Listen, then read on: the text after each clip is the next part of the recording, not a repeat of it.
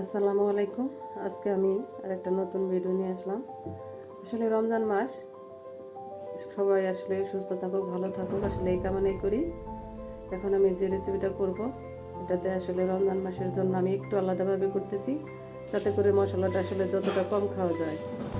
এখানে আমি দিয়ে দিচ্ছি সরিষার তেল।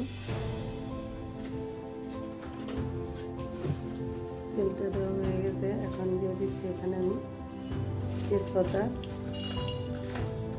দিয়ে দিচ্ছি দারুচিনি, দিয়ে দিচ্ছি এলাচ। এটা এখন একটু গরম হয়ে আসবে। গরম মশলাটা আমি একটু তেলে ভেজে নিয়েছি। এখন আমি দিয়ে দিচ্ছি এখানে গরুর মাংসটা।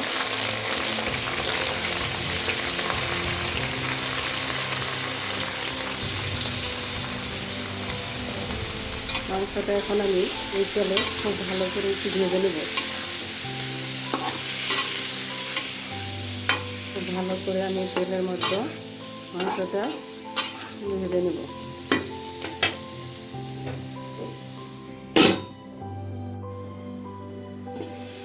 মাংসটা থেকে একটু পানি উঠেছে, এই পানিটা আমি খুব ভালো করে একটু শুকিয়ে নেব, এবং কি এই পানিতে মাংসটাও একটু সিদ্ধ হয়ে যাবে এবং কি তেলের মধ্যেও ভাজা ভাজা হয়ে যাবে।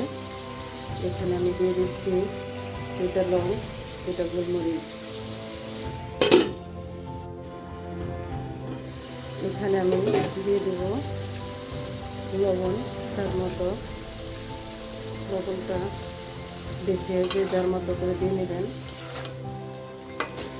লবণটা দিয়ে আমি আরও কিছুক্ষণ মাংসটা এখানে ভেজে নেব। দেখেন মাংসটা আমি কিছুক্ষণ ভেজে নিয়েছি। এখন তেলটাও করে একটু বেশি বেশি আসছে কিছুটা। এখন আমি দিয়ে দেবো এখানে আদা বাটা 2 টেবিল চামচের মতো। এরপরে দিয়ে দেবো আমি পেঁয়াজ বাটা 2 টেবিল চামচের মতো। এরপর আমি দিয়ে দেবো রসুন বাটা 1.5 টেবিল চামচের মতো। এটা আমি এখন ভালো করে ভেজে নেব এই মাংসটার সাথে। এই তো আদা রসুন বাটা দিয়ে, পেঁয়াজ বাটা সব কিছু দিয়ে আমি কিছুটা মাংসটা কষিয়ে নিয়েছি, যাতে আদা রসুনের গন্ধটা না আসে। এখন দিয়ে দেবো আমি হলুদের গুঁড়া, এরপর দিয়ে দেবো ধনিয়া সরষের গুঁড়া, এরপরে দিয়ে দেবো আমি শুকনো মরিচ গুঁড়া।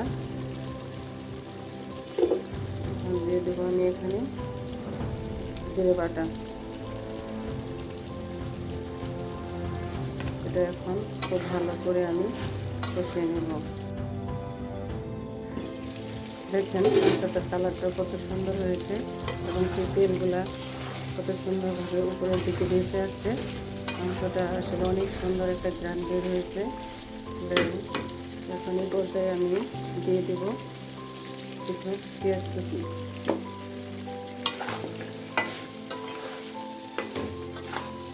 এখন এটা আমি ঢেকে দেবো আর একটু সিদ্ধ করে নেব। মাংসটা কষানো হয়ে গেছে। এই পর্যায়ে আমি এখানে দিয়ে দেব কিছু পানি। এখন পানিতে দিয়ে দেব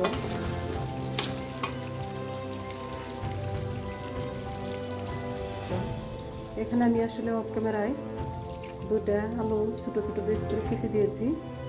আপনারা চাইলে দিতে পারেন, না চাইলে না দিতে পারেন, এটা যার যার পছন্দের উপরে নির্ভর করে। তো পানিটা দিয়ে দিয়েছি। এখন মাংসটা সিদ্ধ হওয়ার জন্য ঢেকে দেবো, এরপর জাল করে নামিয়ে নেব।